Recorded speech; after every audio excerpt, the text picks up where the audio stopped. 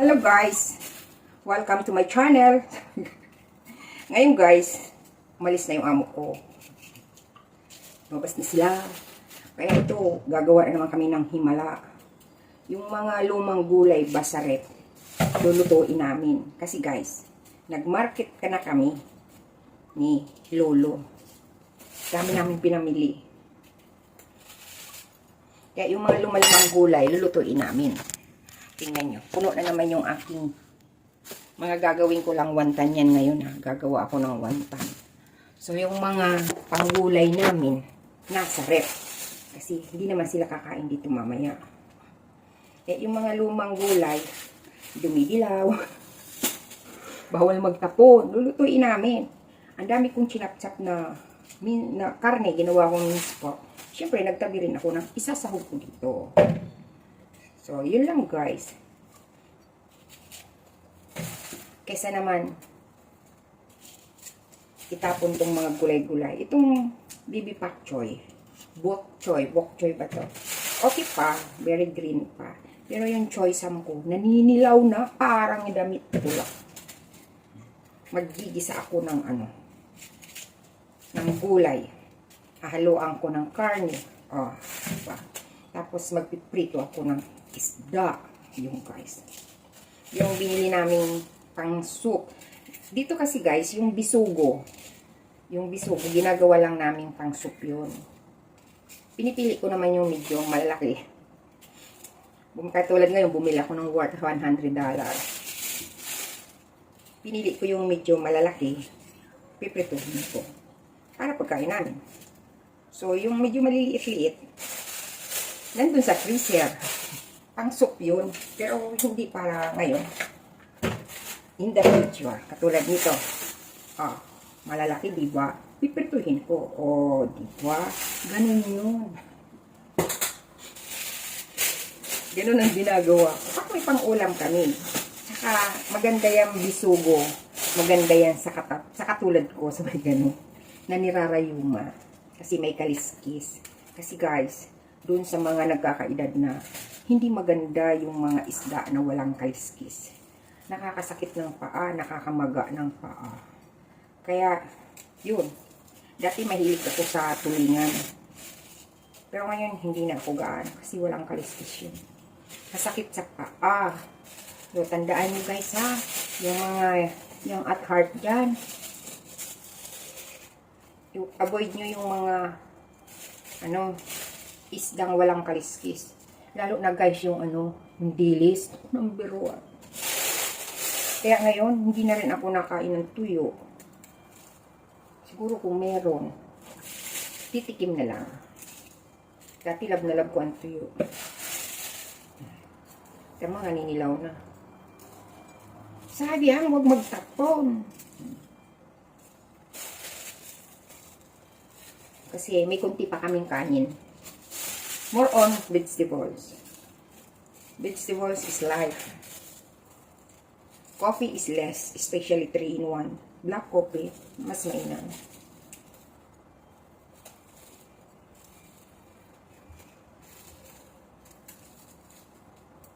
Maninilaw yung bulaklak. This is choy sam. So I'm going to cook bok choy or pak choy. Ginisang pak choy with choy sam na may karne. Ang dami naming gulay. Dami-daming gulay. Pali kagabi wala naman kami kinain. Ay, meron pala. Yung inuwi nila ma'am na leftover nilang pansit. Yung kinain namin kagabi.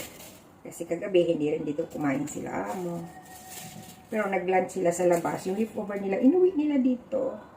Sabi, okay, girls, you can have it for tonight. Okay.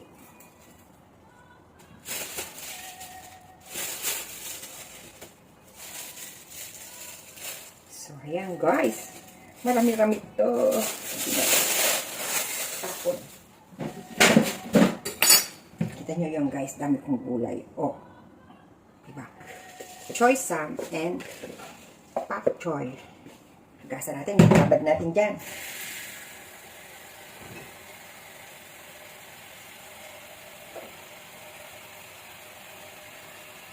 Nakita niyo ito guys. Bam! Kasi nga, ang dami kong ginawang meal sport. Siyempre, nagtabi ako. May tinago pa ako. Panghalo ko sa munggo. Magigisa ako ng munggo maybe tomorrow or Saturday para may baon. Kasi bibili ka sa labas. Okay, dun sa murang bilihan ng pagkain. Isang order, 2 ulam, saka isang kanin, 35. Dalawa kami, 70. Sayang yun. Pag mag-isa ako, pamasahin lang ang ano ko, gastos ko. Kasi punta lang ako sa church, uwi na. Pero may pupuntahan kasi ako. Kaya, yun.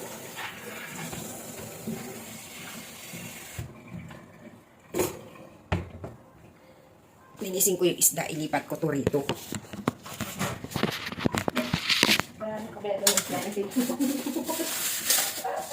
So, ayan guys, yung aking fish na aking lulutuin, na aking ipiprito. O, diba, sayang naman, malalaki siya. Pero alam naman niya, sir. Kasi sinabi ko sa kanya. Sabi ko, yung binibili natin isda for soup, ito. Pinipili ko yun, yung medyo malalaki, piniprito namin. Pinag-ulam namin sa tanghali. Sabi niya, okay. Lalo na ngayon, wala naman akong ni-request sa kanya na bilhin na isda. Kasi, marami sa... Huwag na. Sa linggo na. Siguro dahil sa maraming parating na bagyo. Yung galing dyan sa Pilipinas, papunta dito. Siyempre, maalon sa dagat. Kaya walang gaano siguro nagpapadagat. Tsaka mahal ang mga isda ngayon. So, yun lang guys ang buhay. Para-paraan din pag may time. Katulad nito. Itong channel ni Diaz Food. Binago ko kaya ang pangalan. Diabic. Diabic Variety Vlogs na. Kasi parang variety na hindi na puro pagkain, haluan na. Sabi ko, habang nasa sasakyan ako kanina, binago ko ngayon. Ang original name kasi is Diabic Reyes Channel. So, ginawa kong Ejang cook. Pero, makikita ni amo ko ang Ejang. Kasi, pag inano mo yung Ejang, nakadikit dun sa Ejang's Variety. Tinatago ko nga tong channel na to. Alam na nga ni amo yung isa kong channel. Yung Ejang Variety, pati ba namang itong isa, sisilipin pa niya. Kaya, ginawa kong variety na rin. Hindi lang puro pagkain ang lalagay ko doon. Kasi minsan nag-iisip ako, ano na naman i-upload. Sige lang ang upload, kahit na sintabos lang ang income. Kasi yung sintabos na yun, hindi mabubuo ang $1 without sintabos. Go, go, go. Diba? Hindi rin madali magkaroon ng 2 channel. Diba?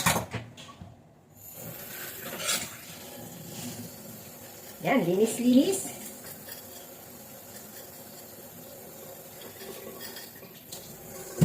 Ang init ng panahon guys, kahit yung tubig dito sa gripo, warm.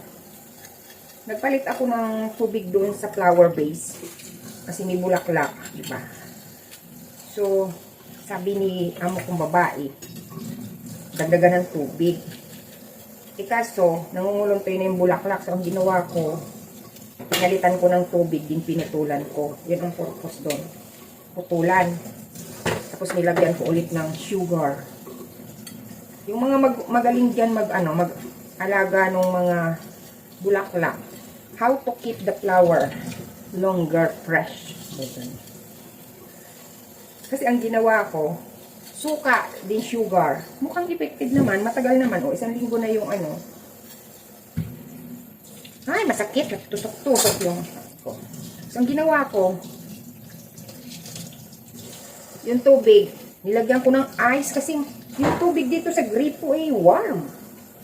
Nilagyan ko ng ice para maglamig.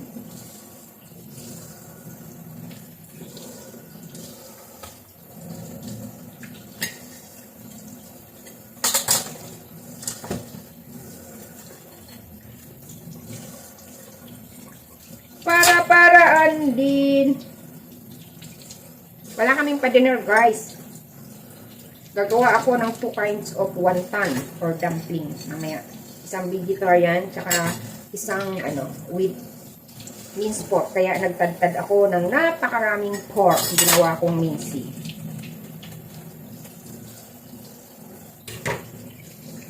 Ganito na lang guys ang gagawin natin. Kasi, sabi nga, avoid reuse. Baka isipin ni YTA na kumukuha tayo ng video sa iba. Ganito, nagbibideo ka, nagsasalita ka. Paano kaya yun? Iisang mukha ni Deaby. Tsaka ni Ejong Variety. Ay, ano kayang gagawin ni Lolo?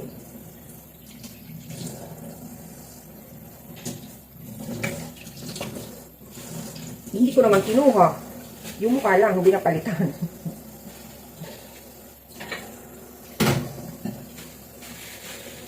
So, ayun guys. Bye-bye!